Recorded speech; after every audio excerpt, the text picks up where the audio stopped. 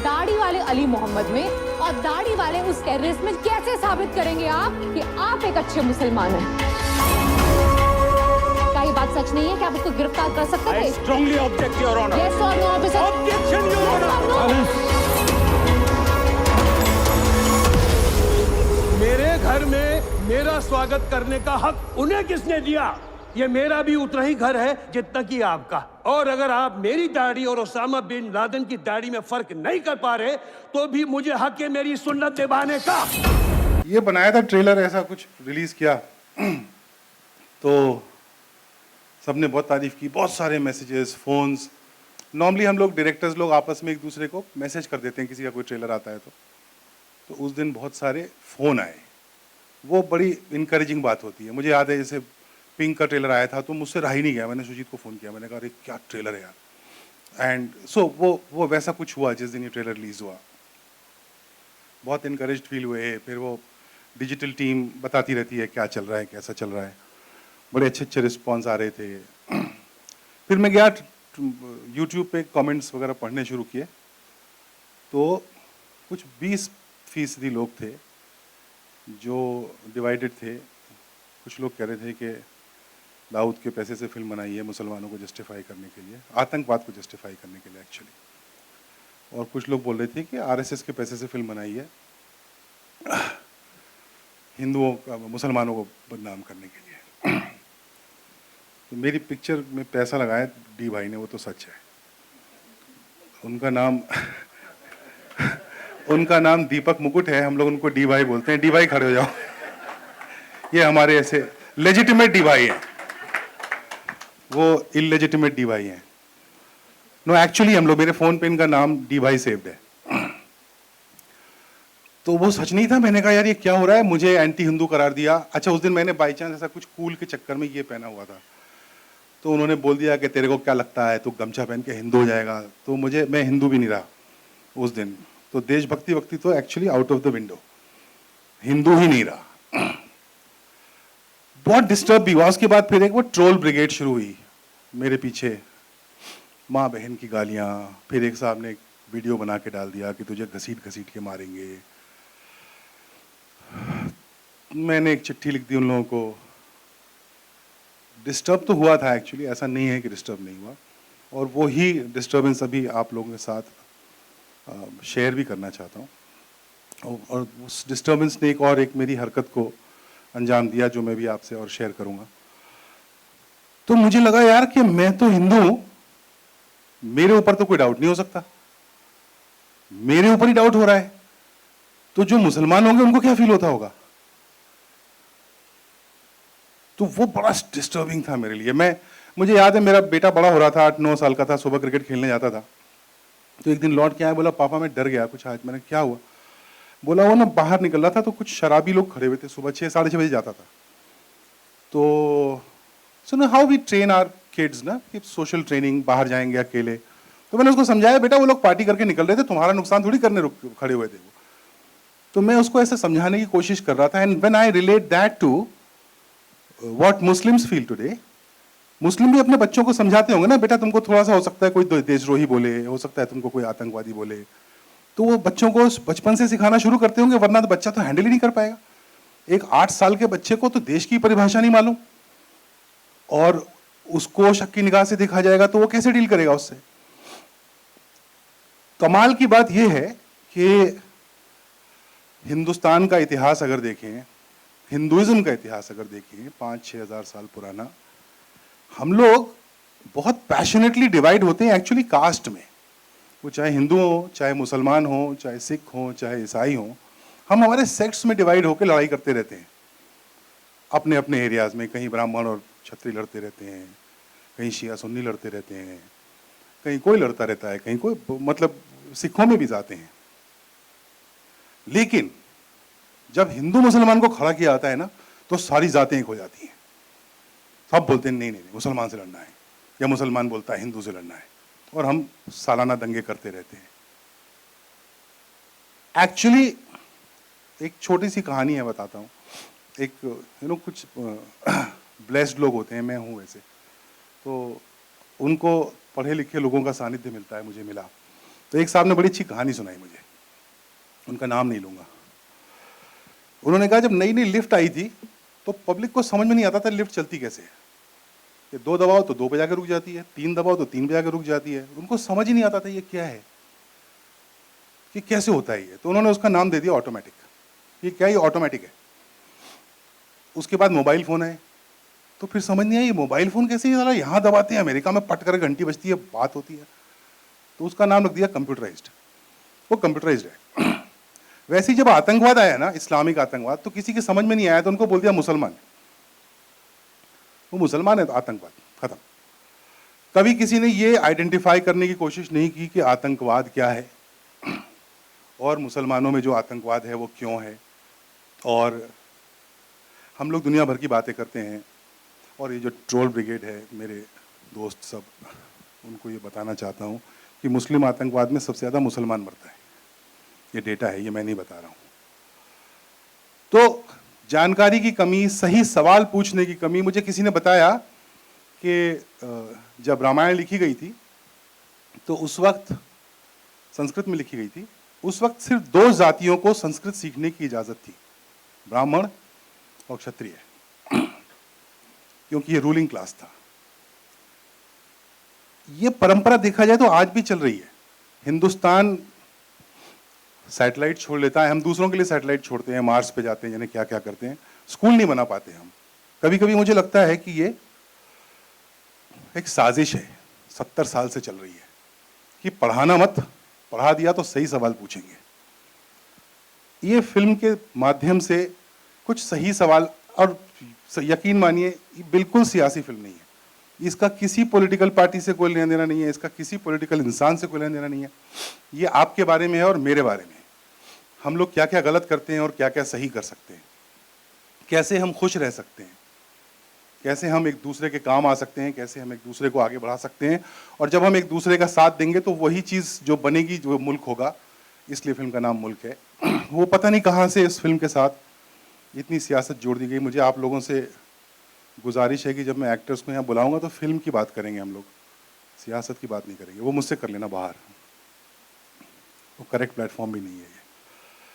तो एक पूरी ब्रांडिंग है टेररिज्म की, इस्लामिक टेररिज्म की, मुसलमान और हिंदुओं के रिलेशनशिप की, जो कि बहुत, मतलब मैं बनारस में बड़ा हुआ हूँ, अलीगढ़ में पढ़ा हूँ, मैं मेजॉरिटी भी रहा हूँ, मैं माइनॉरिटी भी रहा हूँ।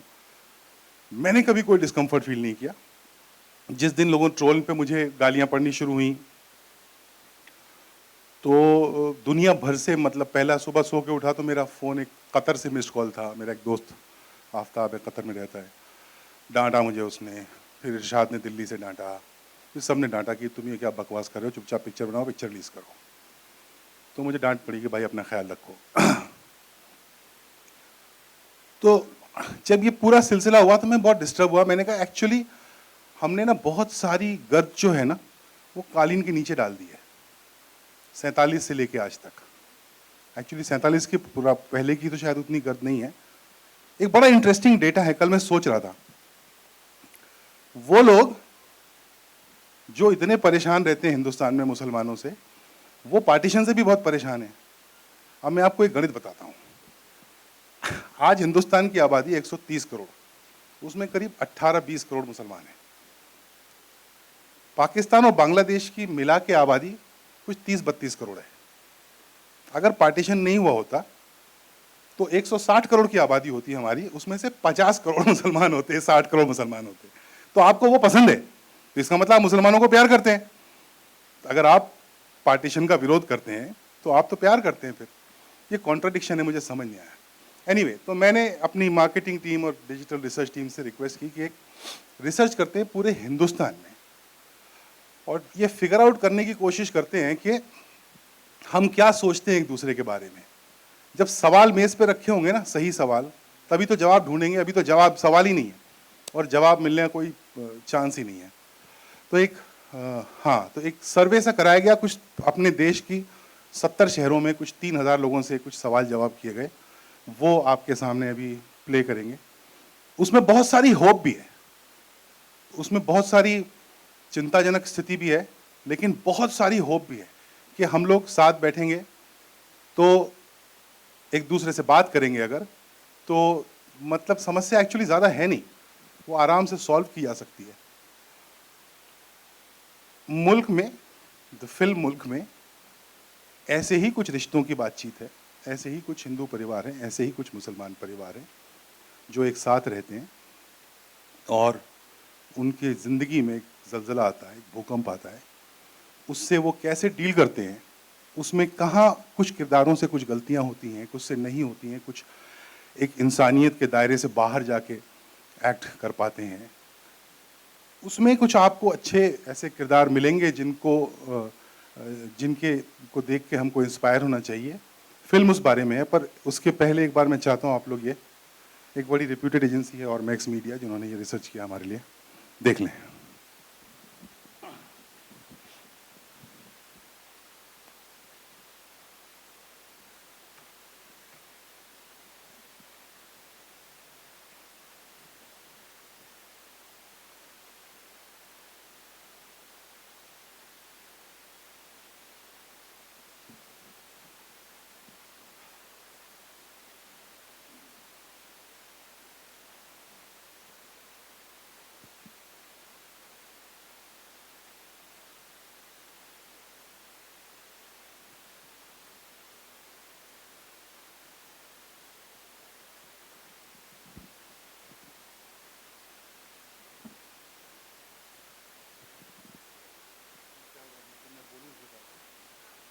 ऐसा आदेश हुआ है तापसी जी का, मेरी हीरोइन मना नहीं कर सकता मैं, नहीं तो प्रमोशन को नहीं मना कर देंगे। हाँ चलिए दिखाइए, ये सोचते हैं हम एक दूसरे के बारे में। हाँ एक उन्होंने पढ़ लिया, वो सब पढ़े लिखे लोग हैं।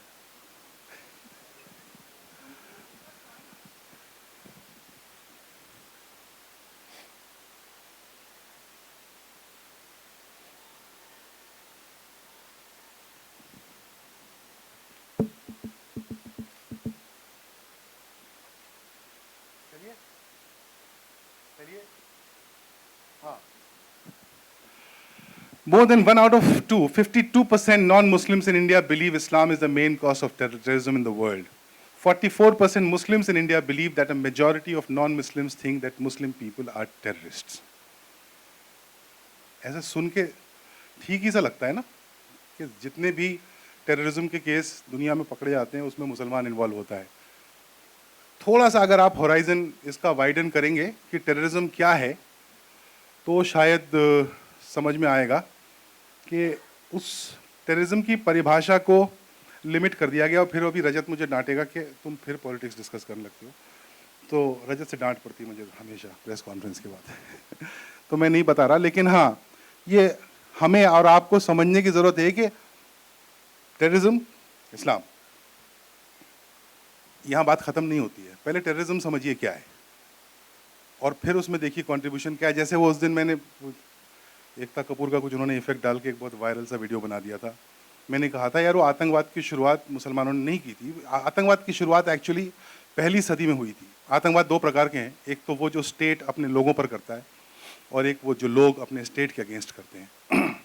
तो पहली जो इतिहास में दर्ज आतंकवाद की घटना है वो ज्यूज़ ने रोमन एम्पायर के खिलाफ किया था पहली सदी में।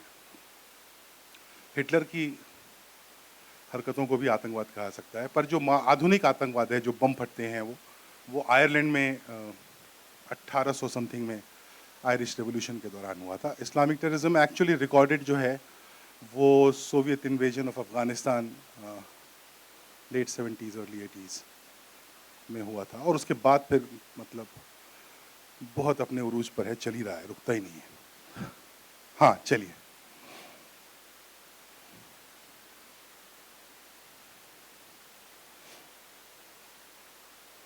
इसके बारे में मैं क्या बोलूं।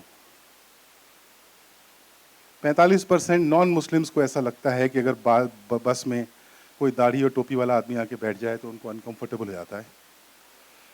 उसमें से 10% लोग कम हो जाते हैं if that is a woman, so which is only sexist and nothing religious, and कि मतलब ये मेरा क्या बिगाड़ेगी।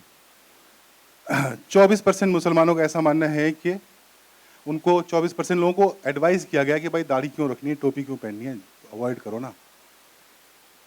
तो जो मुझे सीखने मिला इससे वो ये है कि क्या इन सिंबल से इंसान की फितरत डिसाइड हो सकती है, क्या की जानी चाहिए, क्या ऐसे, वो बड़ा इंटरेस्टिंग है। एडवर्टाइजिंग और मार्केटिंग का जो कमाल का गेम है, मैं आपको एक एग्जांपल देता हूँ बहुत बढ़िया। मैं आपसे एक सवाल पूछूंगा, 2-3 जवाब दीजिएगा। तंदुरुस्ती की रक्षा कौन करता है? लाइफ बॉय नहीं करता है, उसका तंदुरुस्ती से कोई लेना देना नहीं है। 2 मिनट में कौन से नूडल बनते हैं? मैगी। सारे नूडल 2 मिनट में बनते हैं, और मैगी भी एक्चुअली 2 में नहीं बनता, 2.5 में बनता है। ठंडा मतलब यस, रूह अफ़ज़ा ठंडा नहीं होता, रसना ठंडा नहीं होता, सिर्फ कोका कोला। ये ब्रांडिंग है, ये मार्केटिंग है, इसको हैमर किया गया है, मुसलसल आपके दिमाग में हैमर किया गया है कि ठंडा मतलब Coca. Brilliant line, hats off, that's besides the point. इस तरीके से बहुत सारी ऐसी राजनीतिक चीजें होती हैं जो हमारे दिल में, हमारे दिमाग में रजिस्टर करा दी जाती हैं। तो उस तरीके से एक ये है, तो इससे बच के निकलना पड़ेगा कि सिर्फ कोका कोला ठंडा नहीं होता है, और भी चीज़ें ठंडी होती हैं। इससे ज़्यादा मैं नहीं बोलूँगा, आप लोग समझदार लोग हैं, से मुझे डाउट आ रहा है, आप लोग हैं सब लोग। चलिए, ये बीच बीच में क्या है, इसको हटाओ ना। मुस्लिम Pakistani, more than 1 out of 3, 37% non-Muslims admitted that they have at least once seen a Muslim and thought of the word Pakistani. एक बड़ी इंटरेस्टिंग घटना बताता हूँ। मुझे किसी ने एक बार फोन करके बोला कि वो पता नहीं पाकिस्तान जीता था कोई मैच वैच हमसे, तो बोले देखो नीचे पूरे बस्ती में पाकिस्तान के फ्लैग लगे हुए हैं। तो मुझे लगा इम्पॉसिबल है, हिंदुस्तान में पाकिस्तान के फ्लैग कैसे इतने ओपनली कोई हॉइस्ट करेगा। तो मैंने कहा फोटो भेजो, तो फोटो आई, तो मैंने कहा यार ये इस्लाम का फ्लैग है। तो मेरा बेटा इन्वॉल्व था उसमें, तो मेरे बेटे ने पूछा, तो मैंने कहा बेटा इस्लाम का फ्लैग है, इसमें वाइट पट्टी लग जाती है तो वो पाकिस्तान का फ्लैग हो जाता है। तो उसने कहा लेकिन फिर पाकिस्तान क्या, वो कंफ्यूज था कि हाँ इस्लाम को पाकिस्तान का फ्लैग क्यों बनाया। मैंने कहा भाई इस्लाम का फ्लैग पहले आया था, उन्होंने पहले बनाया था, कुछ चांद तारा से। तो जानकारी की बेहद कमी, और हम उसके बेसिस पे जजमेंट बना लेते हैं। 12% non-Muslims have actually called a Muslim friend of theirs Pakistani, joking at least once. मुझे भी वैसे मेरे एक मुसलमान दोस्त ने एक बार बोल दिया था कि हमारे तो 26 मुल्क हैं, हम कहीं भी चले जाएंगे, तुम कहाँ जाओगे। तो मैंने उसको बोला था कि पाकिस्तान में आज भी मुहाजिर ही हो दोस्त, तो आज तक तुमको रिफ्यूजी कहा जाता है और हर जगह का वीज़ा लगता है। तो ये हम बेवकूफ़ी की बातें आपस में एक दूसरे से करते थे, कोई यहाँ से पाकिस्तान नहीं जा रहा और कोई पाकिस्तान से इंडिया नहीं आ रहा। तो इस किस्म की बातें करना अगर बंद कर दें तो शायद सुकून से, अमन से रह सकेंगे। 27% मुसलमानों ने कहा कि उनको पाकिस्तानी बुलाया गया है, 34% मुसलमानों ने कहा कि हमने इसको फेस किया है, compare to 19% Muslim women, which again according to me is sexist. 29% Muslims have been told at least once they should go to Pakistan and not stay in India. मुझे ऐसा लगता है कि जिनको चाहना था वो चले गए ना, अब जो यहाँ रुके ये वो लोग हैं जो यहाँ रुकना चाहते थे। हो सकता है कुछ उनसे भी गलतियाँ हो रही हों, पर बहुत सारे हिंदुओं से भी गलतियाँ हो रही हैं। भोपाल में कुछ हिंदू लोग काम कर रहे थे ISI के लिए, so it's not a religious thing. Yes please. इतनी मेहनत करवाते हो आप। 44% non-Muslim believe that when India plays Pakistan in a cricket match, Muslims in India support Pakistan instead of India. 42% मुसलमानों को पूछा गया है कि क्या तुम पाकिस्तान को सपोर्ट कर रहे हो। ये हमारे देश की एक हकीकत है। इसमें से ऊपर वाला जो है वो एब्सोल्युटली फॉल्स नहीं है। पटाखे तो बजते हैं और वो नहीं बजने चाहिए। चलिए, कहीं कहीं बजते हैं एक्चुअली, मतलब मेरे कट्टर इंडिया समर्थक मुसलमान दोस्त हैं, मतलब ज़्यादातर 90, 95, 99%। ये बहुत अच्छा है, मुझे बड़ा मजा आया इसमें एक चीज देख के। 36% non-Muslims believe Muslims who eat beef should be jailed. This perception is particularly strong in North India. 43%. 9% non-Muslims believe that Muslims who eat beef should be lynched to death. This is very dangerous. This number 9 is very dangerous. मुझे लगता नहीं कि ये 9% लोग अगर वो हैं जो शायद पहला कदम उठाएंगे इस दिशा में, तो मुझे लगता है पेरीफेरी पे 18 और हैं। ये एक चिंता का विषय है, इस पर हमको सोचने की जरूरत है। सबसे लास्ट वाला बड़ा इंटरेस्टिंग है। 45% मुसलमानों का ऐसा मानना है कि अगर हिंदुओं को बीफ खाने से परेशानी होती है तो बीफ खाना छोड़ देना चाहिए। तो ये दोस्ती का एक अच्छा इंटरेस्टिंग हाथ है जो हमको दिखाई देना चाहिए। चलिए, कितने हो रहे हैं? 45% Muslims have been denied a job at least once because of their religion.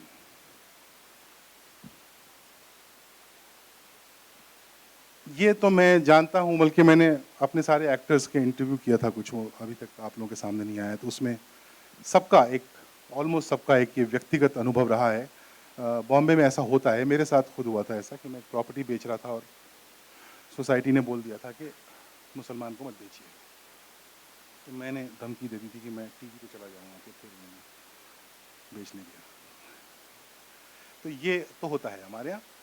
उसके बहुत सारे कारण हैं, मतलब मैं एब्सोल्युटली रॉन्ग नहीं मानता हूँ, इसमें बहुत सारे कारण हैं जिसमें अगेन बैठ के बातचीत करने की जरूरत है। आगे चलिए। हाँ, ये वही बात है जो हमने भी देखी थी। More than half Indian Muslims believe that a Muslim person is caught in a police case, he/she does not get a fair investigation because of his or her religion. अच्छा, मैं आपको एक बात ये बता दूं कि ये जो 45, 40, 19% लोग हैं, ये जो कह रहे हैं, ये जरूरी नहीं कि सच हो, ये उनका परसेप्शन है। Like in this case, I am 100% convinced this is untrue, but this is a perception that people have. Now that perception needs to be addressed. ये perception क्यों है?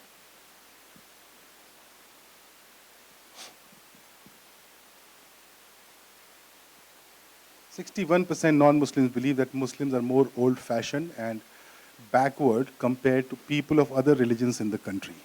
This perception is particularly strong in East. अब इस old fashion का क्या मतलब है? अगर इसका मतलब कंजर्वेटिव है, तो अंग्रेजों से ज़्यादा कंजर्वेटिव तो कोई है नहीं, पर वो चूंकि कोर्ट में और टाई में कंजर्वेटिव हैं, इसलिए हम उसको एक्सेप्ट कर लेते हैं। वो थोड़ी सी गुलामी भी है हमारे खून में। तो कुर्ता पजामा भी कंजर्वेटिव है जो हिंदू लोग पहनते हैं, तो वो कंजर्वेटिव है या ओल्ड फैशन, वो मुझे समझ नहीं आया। 61 culture of India does not match the culture of Muslim people. मुझे कुछ नहीं कहना इस बारे में। चलिए, 47% non-Muslims in India believe that India will be a better country if there are no Muslims in it. Scary. This perception is even stronger in the metros. 54%. Strange, हाँ? मतलब ये मेट्रोज में ज़्यादा पढ़े लिखे लोग होते हैं और वहाँ पे ये नंबर बहुत कम होना चाहिए था, ये वहाँ कंसिडरेबली ज़्यादा है। साउथ इंडिया में 61% है। 66% non-Muslims in India hold Muslims responsible as primary cause of India's population.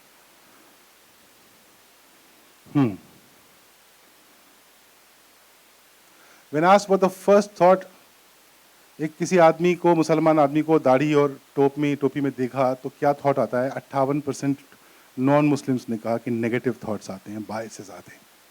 ये ठंडा मतलब कोका कोला है, ये और कुछ नहीं है। उसमें से इन 58% में से 95% का कोई व्यक्तिगत बुरा अनुभव नहीं होगा, बट ये एक परसेप्शन है, एक प्रेजुडिस है जो सालों साल हमको बेची गई है, क्योंकि उसकी बिना पर हमने सरकारें बनाई हैं 70 साल से। मैं बार बार भी स्पेसिफाई कर दे रहा हूँ, ये डेटा है, ये आपके पास पहुँचेगा, ये आप गौर से देख लीजिएगा। नेक्स्ट क्या है दोस्त? ख़त्म हो गया। तो इस फिल्म के माध्यम से मुझे उन प्रेजुडिसेस से डील करने का मौका मिला, थोड़ा पढ़ने का मौका मिला हमारे अपने इतिहास के, हमारे अपने संबंधों के इतिहास के बारे में। मज़े की बात ये थी कि बना रहा था एक परिवार की फिल्म, एक कोर्ट रूम ड्रामा, और उसको बनाने के लिए उसको जितना लेजिटिमेट बना सकूं उसके लिए काफ़ी कुछ पढ़ रहा था, समझने की कोशिश कर रहा था, लोगों के एक्शन रिएक्शन, किरदारों के समझने की कोशिश कर रहा था, और वो सीखा समझा। और ट्रेलर आने के बाद मुझे ये सब कुछ भी सीखने की ज़रूरत पड़ी कि मैंने कहा मैं देखूं तो सही कि मैंने सही सवाल उठाए हैं कि नहीं फिल्में, तो ये देख के मुझे लगा कि आसपास से तो गुजरा हूँ, इतना ये तो बहुत ज़्यादा है, एक फिल्म के बस का नहीं है। तो अब मैं चाहता हूँ कि थोड़ी सी फिल्म की बात करते हैं, और सबसे पहले उस आदमी को बुलाता हूँ जो मुझे डांटता रहता है कि तुम कितना पॉलिटिक्स डिस्कस करते हो यार, रजत कपूर।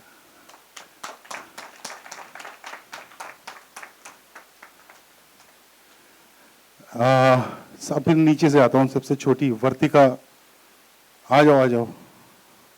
इतनी कुर्सियां हैं कि नहीं, कुछ लोग खड़े हो जाएंगे, या तू बैठ जा, अभी खड़े हो जा। हाँ तू बैठ जा, हम लोग बाद में फोटो आपके लिए खड़े होंगे। नीना जी, मेरी बड़ी फेवरेट है, ये सुबह टाइम पे आ गई थी। प्लीज सब लोग ताली बजाओ एक बार इनके लिए, टाइम पे आने के लिए। सिर्फ नीना जी टाइम पे आई, मैं टाइम पे आया। डी भाई, आइए डी भाई। मैं इनसे बाद में पूछूंगा इन्होंने पैसे क्यों दिए मुझे पिक्चर बनाने के लिए। अश्रुत जैन, नमस्कार कर दीजिए, बहुत अच्छा काम किया है। अब इनको बुलाएंगे वहां पे। मिस्टर प्रतीक बब्बर, एक्चुअली मैं ऐसी किसी ऑर्डर में बुला रहा हूँ, आ जा प्रतीक। मिस्टर प्रतीक बब्बर, ये मेरा बड़ा फेवरेट एक्टर है, इसको मैं 2 पिक्चरों में कास्ट कर चुका हूँ अब तक। तापसी पन्नू जी हैं, इनको आप लोग जानते हैं। प्राची जी हैं, प्राची शाह। अब मेरा कोई काम नहीं, अब आप लोग बैठो, फिल्म की बात करो, मैं 2 मिनट में आया।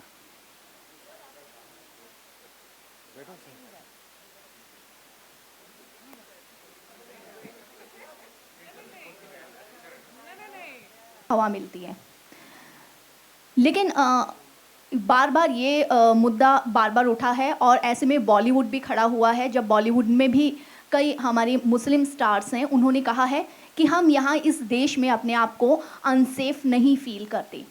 तो मेरा पूछने का जो तात्पर्य है वो ये है कि क्या फिल्म में ये दिखाया गया है कि उस समुदाय के, एक खास समुदाय के कुछ लोगों ने सफ़र किया है या कर रहे हैं, या फिर पूरा ही समुदाय इतना खतरे में है कि देश में रहना, इस देश में रहना उनके लिए इतना मुश्किल हो गया है, या इतना मुश्किल फील करते हैं कि कोई भी अपने हिंदू दोस्तों, पड़ोसियों के साथ सेफ फील नहीं कर रहा है, या बिल्कुल अलगाव वाली सिचुएशन हो गई है।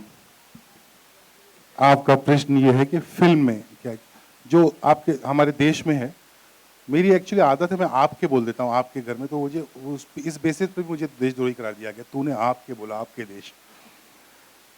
हमारे देश में जो उसका जो है वो तो आपने देखा नहीं, फिल्म में ऐसा नहीं है, और मेरा अपना व्यक्तिगत रूप से मानना भी ऐसा नहीं है। एक जनरलाइजेशन होता है, लेकिन अगर ये बहुत कमाल का देश है, मतलब अगर आप पूरा इतिहास देखें तो इवन हिंदू धर्म बहुत कमाल का धर्म है। 5000 साल पहले से लेकर के आज तक इतने धर्म, इतने सेक्ट आए गए, को एग्जिस्ट किए। मतलब बुद्धिज्म, जैनिज्म, एक ऐसा वक्त था जब पूरा हिंदुस्तान ऑलमोस्ट बुद्धिस्ट हो गया था। फिर मुगल अटैक्स हुए, क्या क्या हुआ, उसके बावजूद यहाँ पे को एग्जिस्ट करके रहने की एक कमाल की कला है। और ऐसा नहीं कि कोई पूरा समुदाय फील कर रहा है कि मैं अरे हिंदुस्तान में कैसे रहेंगे। जावेद साहब ने तो कितनी बार बोला है कि मुसलमानों के लिए सबसे कमाल का मुल्क हिंदुस्तान है, और खुश हैं। लेकिन ये जो बीच बीच में क्या होता है, दौर आते हैं। जब मैं बड़ा हो रहा था तो उस जमाने में हर साल दंगे होते थे, अभी हर साल दंगे नहीं होते, अभी लिंचिंग होती है। तो वो ये दौर होते हैं, वो चले जाते हैं, और ये सिर्फ इसलिए जाते हैं कि इस पूरा, अब मैं उसको हिंदू समुदाय या मुसलमान समुदाय नहीं बोलूँगा, जो हिंदुस्तानी समुदाय है ना, वो अपने आप को प्रोटेक्ट करना जानता है, वो अच्छाइयत को प्रोटेक्ट करना जानता है। और वो इस फिल्म में भी आपको नज़र आएगा कि जैसा मैंने कहा कि कुछ लोग हैं, एक परिवार है, एक एक्सटेंडेड फैमिली है, एक मोहल्ला है, उसमें कुछ हिंदू हैं, कुछ मुसलमान हैं। एक घटना होती है, उस घटना से वो सब प्रभावित होते हैं, और उसके बाद कैसे हर आदमी अच्छाई की तरफ ही बढ़ने की कोशिश करता है और पाता है अच्छाई को। और ये हमारे समाज का दर्पण है। तापसी आपसे अभी जैसे अनुभव ने बोला कि लिंचिंग का अब मैटर ज़्यादा आ रहे हैं, ऐसा ही एक मैटर अभी कुछ दिन पहले आया, लेकिन उसमें बाद में पता चला कि ऐसा हुआ नहीं था। सोशल मीडिया पे इतनी खबर उड़ी, वो बाकायदा पुलिस स्टेशन में ऐसा हुआ, लेकिन आम लोगों के ज़रिए वो चीज़ नहीं हुई थी। तो क्या आपको लगता है कि इस तरीके के दंगे या इस तरीके की घटनाएं जो हैं, उसके पीछे क्या रीज़न है? क्या वाकई में जनता है या फिर कोई ख़ास तबका जो है वो ये चीज़ें करवाता है? और फिल्म में भी क्या उस चीज़ को उसी तरह दर्शाया जाएगा? ये फिल्म लिंचिंग के ऊपर नहीं है और मैं कोई पॉलिटिकल फिगर हूँ नहीं जो ये बताएगी कि ये हुआ जो कैसे हुआ, सही हुआ, नहीं हुआ। एक जनता का एक हिस्सा हूँ, एक ऑडियंस हूँ जो कभी कभार न्यूज़ देख लेती है। पॉलिटिकली एक्टिव बिल्कुल भी नहीं हूँ, तो मेरी जैसी पॉलिटिकली इग्नोरेंट इंसान अगर ये सब चीज़ों के बारे में जानती है, मतलब कुछ तो बहुत ज़बरदस्त हो रहा है। इसका सिर्फ एक ही चीज़ मैं आंसर करूँगी। आज सुबह दिल्ली की हूँ तो कल आ गई थी यहाँ पे, तो आज सुबह मेरे मॉम डैड जो हैं वो यूजली दिन शुरू करते हैं न्यूज़ देखने से। मैं देखती नहीं हूँ न्यूज़ ज़्यादातर, मैं पढ़ लेती हूँ ऑनलाइन। तो पहली बार काफ़ी टाइम बाद एक न्यूज़ चल रही थी सुबह घर पे लिंचिंग के ऊपर। एज अ जनता बता रही हूँ, as a part of this film and as a person who felt that I should be a part of this film is answering this question.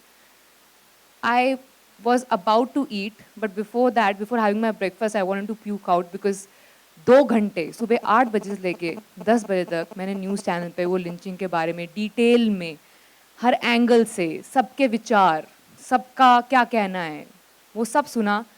खाने से पहले मुझे मन करा था, हो गया मेरा, मुझे लिटरली अपनी प्लेट उठा के उस कमरे से बाहर जाना पड़ा क्योंकि वरना मैं खाना नहीं खा पाती। तो बस एज एन ऑडियंस ये मेरा ओपिनियन है। मेरे को नहीं पता कौन सा समुदाय कर रहा है, कौन सा नहीं कर रहा, कौन सा सपोर्ट कर रहा है, कौन सा नहीं कर रहा। मुझे अच्छा नहीं लगा एज एन इंडियन जो भी मैंने देखा, इसलिए बुरा लगा और इसलिए शायद एक रीज़न है इस पिक्चर का हिस्सा हूँ। इतना बोलना चाहूँगी। अनुभव जी, मैं जैसा कि रजत जी आपको कहते रहते हैं कि थोड़ा राजनीति की बातें कम और फिल्म की ज़्यादा, तो मेरा सवाल फिल्म से है। ये फिल्म बनाने का आपका जो विचार आया वो कहाँ से, किसी रियल अकरेंस से आया या जो ये जो बायसेस किया जो आपने डाटा कलेक्ट किया है उससे आया, या ये दोनों का मिला जुला प्रभाव था जिससे ये फिल्म का आइडिया और एक्सक्यूशन आप कर पाए? मैं ना बड़ा प्रभावित होता हूँ जब भी समाज में किसी भी प्रकार की इस प्रकार की दरार देखता हूँ ना। और जैसा मैंने अभी बोला कि जब बड़ा हो रहा था, जब मैं, तो हिंदू मुसलमान दंगे होते थे, फिर आप दलितों के बारे में पढ़ते हैं, फिर आप दुनिया भर के। मुझे लगता है कि इस देश में हमको इस वक्त सबसे ज़्यादा ज़रूरत ये है कि हर इंसान तक रोटी पहुँचे, कपड़ा पहुँचे, चिकित्सा पहुँचे, शिक्षा पहुँचे। वहाँ तो हम पहुँचे ही नहीं अभी, और हम पता नहीं किन किन बातों में उलझे रहते हैं जो मोस्टली मेरे को ऐसा लगता है कि वो हमारी अपनी बातें नहीं होती हैं, वो हमको फीड करके, हमको बरगला करके बांटा जाता है। तो इससे मैं बड़ा अफेक्टेड रहता हूँ और मैं इस बारे में कुछ कहना चाहता था। और मुझे पिछले कुछ समय से कुछ अखबारों में कुछ ऐसी हेडलाइंस मिली जिनको जोड़ करके एक बड़ी अच्छी सी कहानी बनी, जो बड़ी ह्यूमन कहानी है, जो बहुत इमोशनल कहानी है। और जाहिर है वो ऐसा कुछ रहा होगा तभी इतने अच्छे अच्छे कलाकार उसमें जुड़े। एक और अभी जुड़ेंगे थोड़ी देर में, ऋषि जी। तो हाँ, मेरे ख्याल से इसकी जड़ उन बहुत सारी चीज़ों में है जिनसे मैं डिस्टर्ब रहा हूँ as an Indian. Hello sir, this is Charu from Delhi 99। Trailer अच्छा था, ट्रेलर के बाद में जो एक्टर्स का लाइंस थे वो भी बहुत अच्छे थे, लेकिन कुछ समय पहले बीजेपी ने एक चीज़ बोली थी कि पिछले 4 साल से कोई भी कम्युनल रियॉट हुआ नहीं है। तो क्या मुल्क जैसे फिल्म, ऐसा नहीं लगता कि कम्युनलिज्म को ज़्यादा बढ़ावा दे देंगी? आप मुझसे पूछ रही? जी हाँ सर, आपसे बात कर। आपको ऐसा लगता है? सर मैं आपसे जानना चाहती हूँ। नहीं, आपने चूंकि सवाल पूछा तो आपको जाहिर है ऐसा कोई ख्याल आया होगा। अगर आपको ऐसा लगा तो फिर मैं जवाब देता हूँ, अगर आपको ऐसा नहीं लगा तो फिर ये सवाल ही नहीं है। फिल्म आने के बाद में ट्रोलिंग ज़्यादा हुई, फिल्म आने के बाद में फिल्म नहीं आई, अभी आपने सिर्फ बोला ट्रेलर आया है। ट्रेलर आने के बाद में ट्रोलिंग ज़्यादा हुई, ट्रेलर आने के बाद में आपको ये सर्वे लाना पड़ा। हाँ, वो मेरी अपनी जानकारी के लिए था और मैं सवालों को कालीन के नीचे छुपाने में विश्वास नहीं रखता। मैं सवालों को मेज़ पर रखने में बिलीव करता हूँ। मैं लेट आया तो मैं इस कमरे में आया, बहुत सारे लोग, जो कुछ लोग मुझसे उम्र में बड़े हैं, सीनियर हैं। अब अगर मैं इस बात को एड्रेस ही नहीं करूँ कि सॉरी मैं लेट हूँ तो बदतमीज़ी है। तो मैंने सबसे आके एक अपने तरीके से माफ़ी मांगी कि सॉरी, मतलब वो थोड़ा अभी आ रहे हैं, फ्लाइट लेट हो गई, ये हो गया। सवालों को एड्रेस करना चाहिए। सवाल से बच के तो 70 साल से भाग रहे हैं, ये हालत है हमारी। इस फिल्म में एक्चुअली क्या देखने को मिलेगा, क्योंकि जो प्रतीक बब्बर की लाइन है उसमें प्रतीक ने ये क्वेश्चन किया है कि अगर मैं टेररिस्ट बना हूँ तो क्यों बना, तो मुद्दा क्या होगा इस फिल्म में एक्चुअली? वो तो आपको फिल्म देख के पता चलेगा। ये बड़ा क्लीशेड जवाब है, लेकिन फिल्म देखिए उसके लिए। Hi Anubhav, Tapsi, Hi. everyone here. This is Monica from Hindustan Times. First of all, a brilliant trailer, and it's rather unfortunate that a filmmaker had to come out with a data like this to validate the topic that he's chosen for a film. So I hope not many filmmakers do this in future. But tell me, are we living the biggest irony that a country that feels Muslims are not at par with them? Bollywood has they are in love with all the Khans in Bollywood. Is it a form of hypocrisy that Indians are not ready to accept? I'm really not getting into the film, or we'll all see that on the August 3rd, but Neena ji has been there for years. Everybody here, why don't somebody please address this thing? Actually मैं exactly ये कह रहा था, हिंदुस्तानी ऐसा feel नहीं करता। उसको ठंडा मतलब कोका कोला बताया जाता है चुनाव के टाइम पे। बाकी वो अगर फील करता तो शाहरुख खान हीरो कैसे होता इतना बड़ा, सलमान खान इतना बड़ा हीरो कैसे होता, आमिर खान इतना बड़ा हीरो कैसे होता, कटरीना इतनी बड़ी हीरोइन कैसे होती। और सर ये हमें शायद ऑनलाइन ट्रोलिंग के दौरान भी लोगों ने यही तरह का क्वेश्चन पूछे गए थे।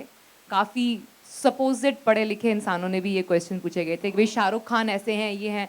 पहली बात तो आप एक बहुत ही पर्टिकुलर सेक्शन ऑफ पीपल पे जा रहे हैं, आप थोड़ा उनसे बाहर निकलिए, रियल तस्वीर देखिए। हम सारे ऐसा फील नहीं करते हैं। कुछ ये जैसे इन्होंने बोला, एक तस्वीर जो है वो हमारे सामने रखी गई है और वो उसको बोला गया इसको यही है, ये मान लीजिए, और हिंदुस्तान ने उसको बिना सोचे समझे, काफ़ी लोगों ने उसको अपनी तस्वीर बना के एक्सेप्ट कर दिया कि हमारी यही है। और इससे पहले कि मेरे प्यारे ट्रोल भाई मुझे फिर मिसअंडरस्टैंड करें, ये तस्वीर 70 साल पुरानी है, ये 4 साल पुरानी नहीं है। मैं शब्दों में बोल देता हूँ, ये फिल्म मोदी जी के बारे में नहीं है, ये फिल्म राहुल जी के बारे में नहीं है, ये फिल्म मायावती जी के बारे में नहीं है। पिक्चर में ये फिल्म ये कोई है ही नहीं, ये फिल्म एक परिवार के बारे में है। तो वो उन्होंने पता नहीं क्यों दिल पे ले लिया कि नहीं, मतलब हमारे खिलाफ बात नहीं, आपके खिलाफ नहीं कर रहे हम, मैं अपने खिलाफ बात कर रहा हूँ, मैं आपके खिलाफ बात कर रहा हूँ। इस फिल्म में किसी भी राजनीतिक पार्टी के खिलाफ बात नहीं कर रहा हूँ और मेरी कोई मंशा नहीं है। अनुभव, तापसी, आप दोनों से एक सवाल, इससे पहले आप ये कहें कि ये सवाल क्यों पूछ रहे हैं, आपको क्या लगता है? दरअसल आज सवाल पूछने के लिए हम हैं यहाँ पे। एक सवाल दोनों लोग जवाब दीजिएगा, अनुभव सिन्हा और तापसी। बाकी सारे मुद्दे पर लिंचिंग का मसला है, अच्छी बात है, समाज का एक जागरूक तबका बोले। सवाल इसलिए उठता है कि जब कठुआ में कुछ होता है तब आप आवाज़ उठाते हैं, दूसरी जगहों पर कुछ होता है तो सेलिब्रिटी चुप हो जाते हैं, सेलेक्टिव हिपोक्रेसी शब्द दिया जाता है। 3 सवाल है मेरे पास, मैं चाहूँगा पहले आप दोनों इस पर एक एक जवाब दे दीजिए। पहले आपका नाम जानना मेरा नाम आशुतोष है, मैं आज तक से हूँ। ओके, एक एक करके पूछ। हाँ, मैं एक एक करके पूछ लूँगा ताकि कन्फ्यूजन ना हो। मुझे लगा आप तीनों। नहीं सर प्लीज़। का आंसर ज़रा दमदार होगा, तो पहले मैं अपना सीधा सिंपल सा दे देती हूँ। जब पिंक आई थी ना, तब मुझसे पूछा गया था अभी तक तो आप कभी कुछ औरतों के लिए बोली नहीं, अब बोल रही हैं, पहले तुमने मुझे सुना? नहीं सुना। बोलती तो मैं तब भी थी। तो जब मौका मिलेगा तभी तो बोलूँगी ना। अब अपने घर की छत पे खड़े होकर थोड़ी ना चिल्लाने लग जाऊंगी मैं ये। मैं तो बहुत सारी चीज़ों में बिलीव रखती हूँ, बहुत सारी चीज़ें मुझे पसंद आती हैं, एज अ पर्सन नहीं आती हैं। सबके बारे में क्या अपने घर के बाहर मैं कुछ लगा के रखूँ कि ये चीज़ें मुझे, मेरे लिए ये पॉजिटिव हैं, ये नेगेटिव हैं? ऐसा नहीं होता है। मुझे काफ़ी इस बात पे ट्रोल किया गया कि इसकी पिक्चर आ रही है इसलिए अब बोल रही है। अरे आपने मुझसे सवाल पूछा तो मैंने जवाब दिया। अगर यही सवाल आप मुझसे पहले पूछते तो मैं यही जवाब देती। तो ये as an actor, as an Indian citizen, ये मेरा जवाब है इस बात का कि भाई जब कुछ यहाँ होता है, 50,000 घटनाएं होती हैं, सबके बारे में अगर मैं अपना ओपिनियन रखने लग जाऊं तो आप लोग शायद मेरे को थोड़े टाइम बाद सीरियसली लेना बंद कर देंगे। तो इसलिए जब दे रही हूँ अपना ओपिनियन तो can I also say something? Please please. ये बहुत ही शर्मनाक बात है कि इस तरह के सवाल पूछे जाते हैं। जब रेप की बात होती है तो वहां भी आप हिंदू मुसलमान सोचने लग जाते हैं कि रजत- आपने वो मुसलमान लड़की का रेप हुआ था तो आप बोले हिंदू लड़की का रेप हुआ था, आप नहीं बोले। रजत, What kind of मैं a question सवाल is के that? नैरेटिव को भी बता दूंगा, पहले अपना जवाब दे दीजिए। जी यही- हाँ, यही तो मेरा ये नहीं जवाब कह है। रहे कि आप ऐसा सोच रहे हैं। मेरे को actually sir so many people question the same thing after a point I stop reading it कि अच्छा किसी मुस्लिम लड़की का रेप हुआ तो आप मतलब तो उनको सपोर्ट कर रही हैं। ये 10 नाम गिनवा दिए उन्होंने मुझे, ये हिंदू लड़कियों के रेप जब हुए थे तब आप कहाँ थी? मतलब क्या मैं अब एक एक जब भी रेप होगा मैं उसके बारे में अपना वॉइस करूं तभी आप लोगों को फील होगा? एक पिक्चर कर दी मैंने पूरी यार। अब भी आप मुझे डाउट कर रहे हैं कि मेरे को फर्क पड़ता है कि रिलीजन क्या था लड़की का। So I don't want to answer them, that's why I never answered there, but today you people are medium, that's why I am answering it here. अनुभव? यार मैं थोड़ा सा डिसअपॉइंट हो गया हूँ इस सवाल से। ये सवाल ट्रोल्स पूछते हैं, आप पत्रकार हैं बहुत बड़े चैनल के। मैं नैरेटिव भी बता दूंगा इस मैं सवाल दुखी हो गया हूँ, मैं एक्चुअली डिसअपॉइंट नहीं, मैं दुखी हो गया हूँ कि अगर पत्रकार ये सवाल पूछेंगे कठुआ का रेप केस बाकी रेप केसेस से कैसे डिफरेंट है। मैं आपसे छोटा सा सवाल पूछना चाहता हूँ। सर मैंने कहा ना, आज सवाल पूछने के लिए मैं हूँ, नहीं नैरेटिव नहीं बता सर, सकता हूँ सर सवाल मैंने क्यों हम लोग डिस्कशन कर रहे हैं इस वक्त इंटरव्यू नहीं हो रहा है, इस वक्त डिस्कशन हो रहा है। और बहैसियत डायरेक्टर मेरे मन में आपके लिए एक प्रश्न है, आप नहीं देना चाहते उत्तर, मैं दे देता हूं। कठुआ एक लौता रेप केस था जहां पे रेपिस्ट के पक्ष में राजनीतिक लोग खड़े हुए थे, इसलिए उसकी भर्त्सना ज्यादा हुई थी। ये ट्रोल्स अनभिज्ञ हैं इन बातों से, मैं विश्वास है मुझे कि आप जानते हैं इस बात को। ठीक, मेरा दूसरा सवाल आप दोनों से, मैं इसलिए चाहता था कि कंफ्यूजन ना हो। दूसरा सवाल ये है, तापसी ने कहा कि वो खाना नहीं खा पाए जब वो लिंचिंग की घटना देख रही थी। आपने भी लिंचिंग पे जो सर्विस जारी किया है वो सबसे चौंकाता है कि 9% लोग ये भी कहते हैं कि वो लिंचिंग, मॉब लिंचिंग को सपोर्ट करते हैं। तो सवाल ये है कि सेलिब्रिटी होने के नाते आपकी समझ क्या है, ये लिंचिंग स्टेट स्पॉन्सर्ड है या फिर इस पे जो चुप्पी है सिस्टम की वो इसे बढ़ावा दे रही है? क्योंकि जब आप इस चीज़ों का जिक्र करते हैं तो डेमोक्रेटिक सेटअप में बिना पॉलिटिक्स कोई चीज़ नहीं होती। तो बहुत स्ट्रेट फॉरवर्ड, जैसे आपने दोनों सवालों के जवाब दिए, तीखे जवाब भी थे, इस पे भी दीजिएगा।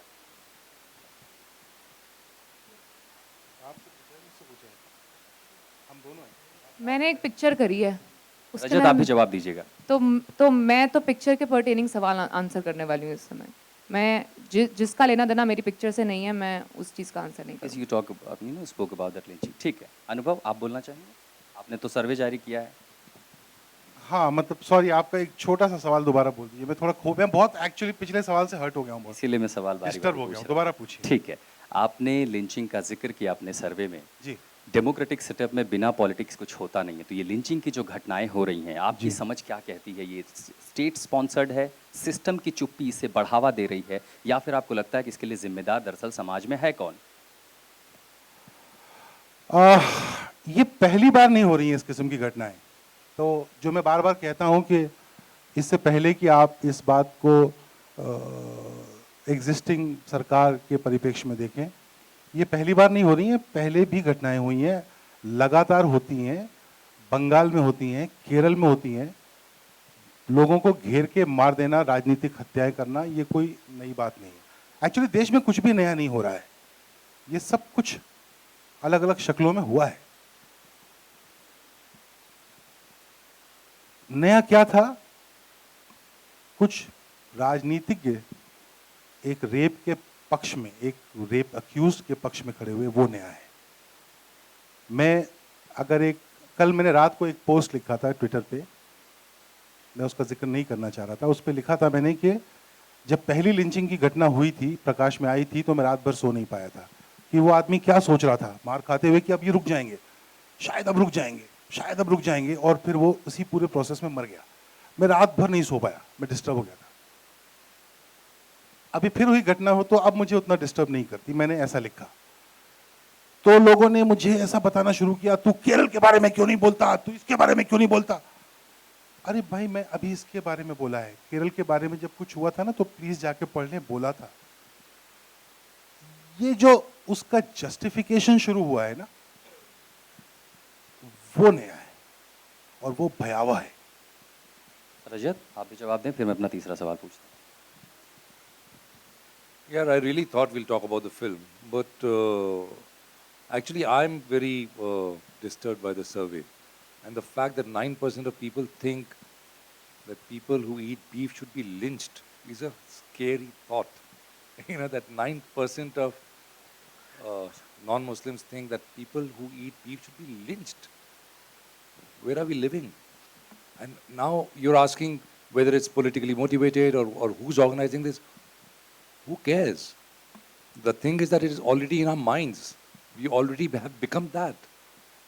I don't know how it happened. ठीक है, आखिरी सवाल पे आता हूँ, तो आपसे इस पर जवाब ज़रूर दीजिएगा। जो भी समाज के इशू हैं, और हाँ, आपकी बहादुरी के लिए आपको धन्यवाद।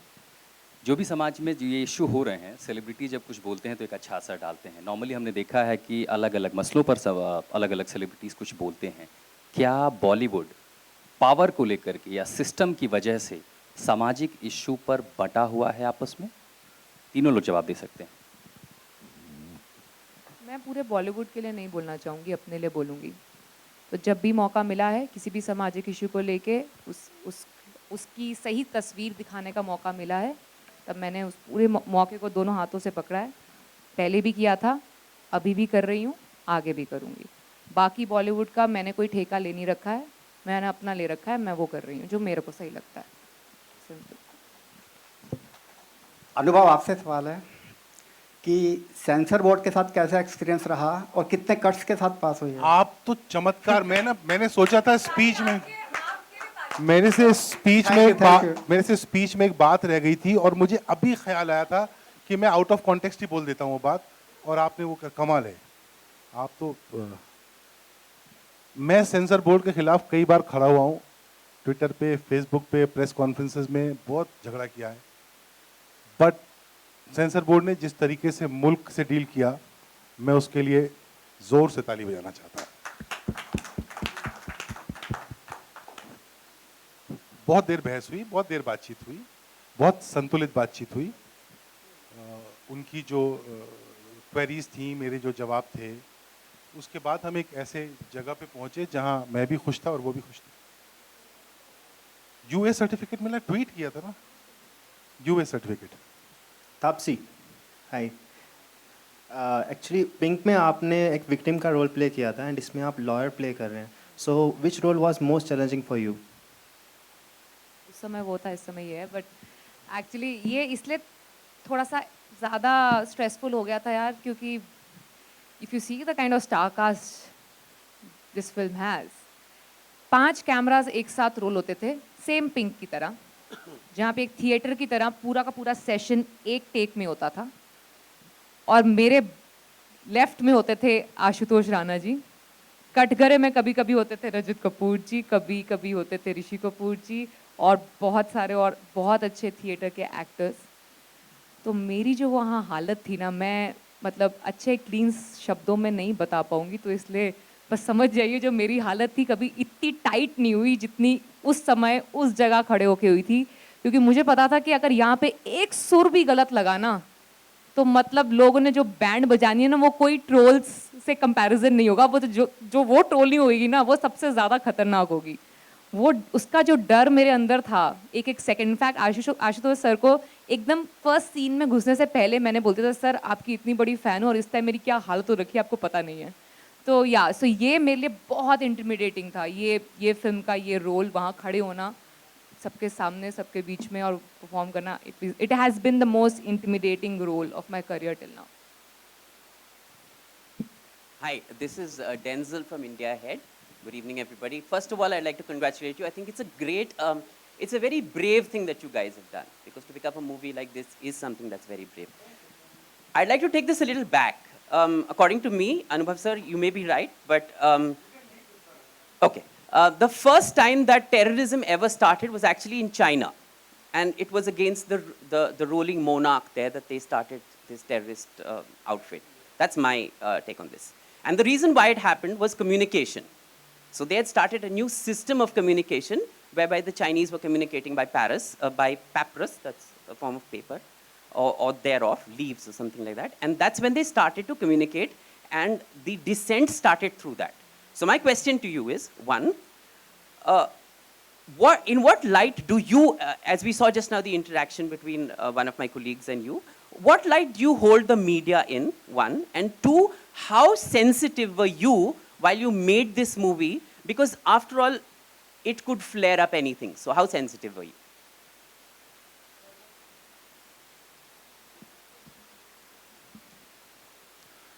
How sensitive was I? I was aware. Of course, I was aware. And I was hoping I would have a very balanced view in the film. And I'll continue. Rishiji's come. Yeah, let him sit. No, I'll stand. Sir.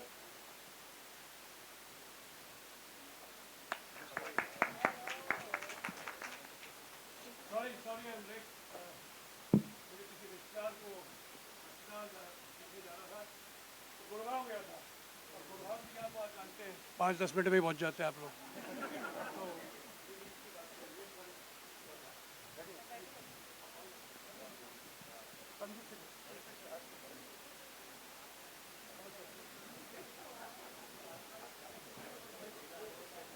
So I was answering the second half of the question that yes, I was aware. What was the first half? Sorry, Denzel?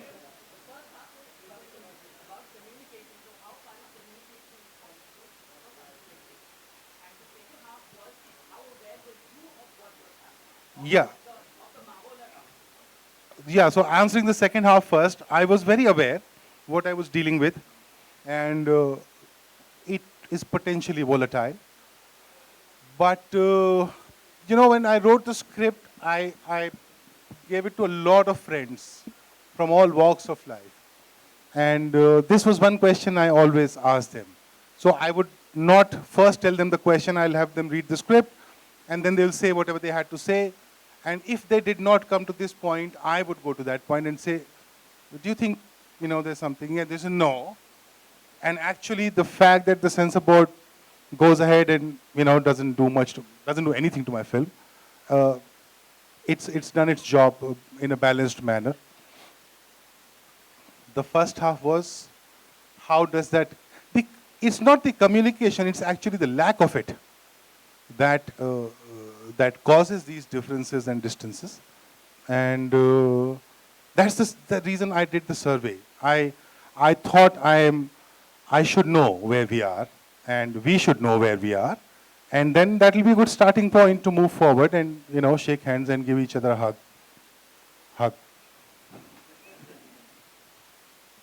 Tapsi ma'am, ma'am, I have a question for you. आपने ये जो role play किया है इस film में, इसके लिए आपको इंस्पिरेशन कहाँ से मिली, और अभी तक का ये आपसे सबसे डिफरेंट रोल रहा है, तो to get into the character of that skin, how difficult was it for you? Skin of the character, या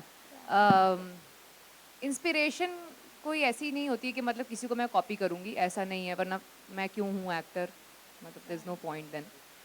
बट हाँ, काफ़ी बेंचमार्क परफॉर्मेंसेज रही हैं, जैसे मैं पहले भी बोल चुकी हूँ पिछली प्रेस कॉन्फ्रेंस में, और शायद काफ़ी आर्टिकल्स भी आ चुके हैं इस बात पे कि yes, I have been a part of a very very commendable benchmark sorts of court room drama film.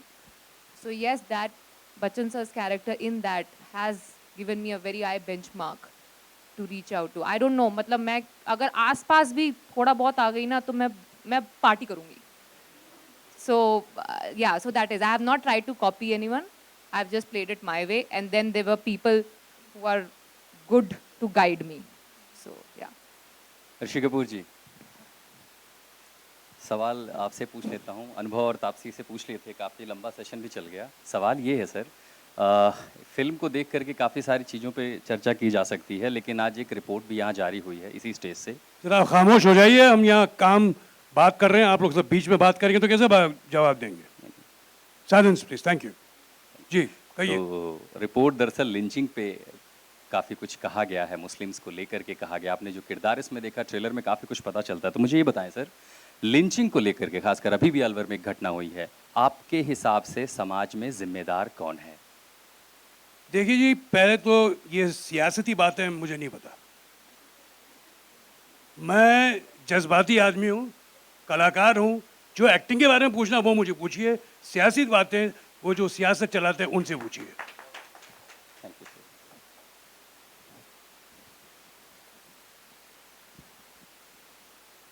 Anubhav sir, hi. Pallavi from Desi Martini. Hi, Pallavi. So, the movie is about a family और उनका बेटा terrorist बन जाता है, okay?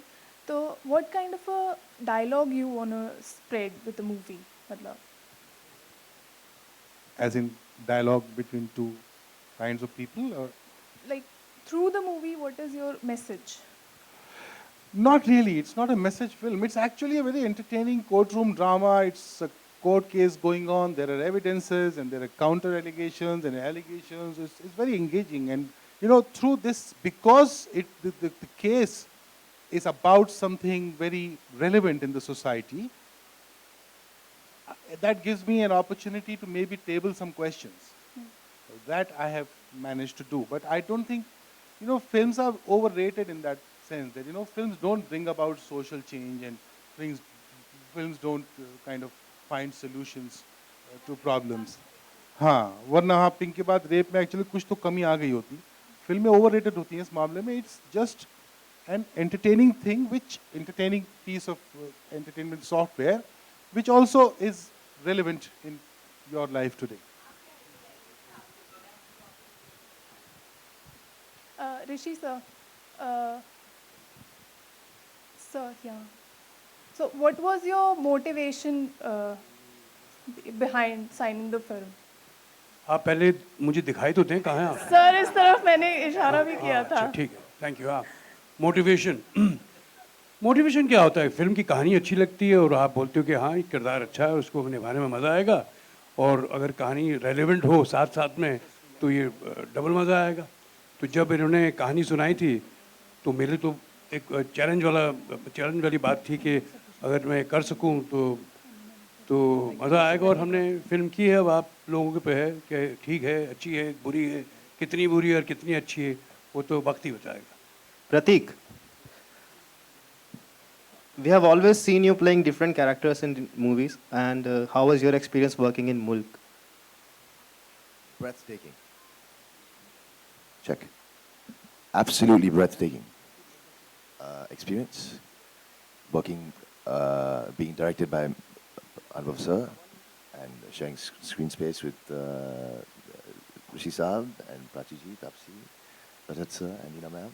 Absolutely breathtaking. Every moment has been cherished and was a learning experience. Yes, I mean, thoda बताऊंगा कि my process was that I wanted to be absolutely, you know, I wanted to give 200% every single moment of me being on that set, you know, and I tried my best, and Anubhav sir did reassure me every single day that I did a good job. So that made it easier. But yes, absolutely breathtaking experience. Wonderful opportunity, and hoping for the best, fingers crossed. 10 more days, countdown. Hope you guys like the film. अनुभव sir, हाय, मेरा नाम आशुतोष है। मैं एक दो बातें कहना चाहूँगा, उसके बाद सवाल पूछूंगा जी। 1947 में देश आज़ाद हुआ और हमें ये हिंदू मुस्लिम विरासत में मिली। उसके बाद पता नहीं कितने राइट्स हुए, क्या हुआ, लेकिन हम कंटिन्यू करते रहे। हिंदू और मुस्लिम की जो आबादी है वो आज आपको पता है भारत में कितनी है, और हिंदू की आबादी आपको पाकिस्तान और बांग्लादेश जैसे देशों में मालूम है। तो अगर हम हिंदू वसुदेव कुटुंबकम पे यकीन ना रखते तो ये मुश्किल था कि हम अपने मुस्लिम भाइयों को साथ लेके चल रहे हैं अभी तक। उसके बावजूद मेरा एक दोस्त है, I was in college with him, तो जब पाकिस्तान जीतता था तो वो रोता था, ही लिटरली क्राइड कि पाकिस्तान हार गया। तो इन सब चीज़ों को देख के देश में जो माहौल है, जो हमारी इंटीग्रिटी है, उस पर चोट लगती है। और आपने जैसे बोला कि हमारी बेसिक नीड्स हैं रोटी कपड़ा और मकान, तो मैं कहना चाहूँगा कि बिना देश की इंटीग्रिटी के, बिना देश की एकजुटता के ये सब चीज़ें बेकार हैं। सर, आप क्या कहना चाहेंगे इस पर? हाँ, मतलब करेक्ट बोल रहे हैं हैं? करेक्ट बोल रहे हैं? पाकिस्तान के जीतने पे कोई रो रहा है तो उसको डांट देना चाहिए, और वो गलत आदमी है पाकिस्तान के जीतने पे रो रहा है तो। हाँ जी,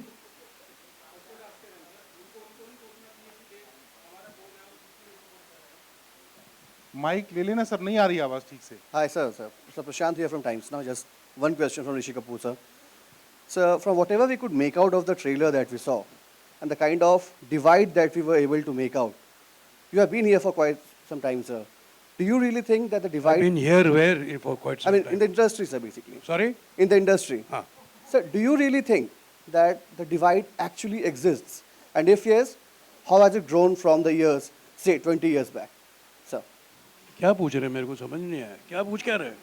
So the kind of divide that you have been able आपने to. बोला I've been here for a very long time, फिर Sir, एंड I को mean, डिवाइड की you बात can, you कर can, रहे you हैं। can, you can dodge the question as much as you want. हाँ, The आप question बताइए, still नहीं नहीं remains. बोलिए ना, क्या आप जरा Sir. सरल की जबान से बोलिए ना, क्या पूछना चाह रहे सर मैं बिल्कुल सरलता से पूछता हूँ सर हाँ आपसे, जी। जिस तरह का डिवाइड आपने सर ट्रेलर में हमने देखा कि दो फैमिलीज हैं, फैमिलीज आगे क्लेम करती हैं कि because of the fact that the family is Muslim justice नहीं हो पा रहा है। डू यू रियली थिंक कि वो जो डिवाइड है वो एक्चुअली एग्जिस्ट करता है आज सोसाइटी में, और अगर करता है तो क्या पहले से ज़्यादा करता है या पहले से कम करता है? How do you react to that? हैं? एक तो दो फैमिलियाँ हैं नहीं, एक फैमिली है, किसी जॉइंट फैमिली। जितने मेम्बरान हैं वो एक ही परिवार के हैं, जिसका वो जो मुख्य है वो शायद मेरा वो कैरेक्टर है, पेट्रियार्क जिसे कहते हैं।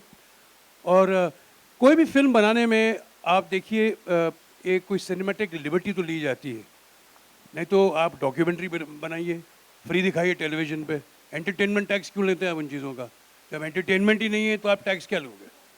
तो वो आप एक तरीके से आप एक दिलचस्प किस्म की आप फिल्म बनाते ताकि लोगों का इंटरेस्ट रहे।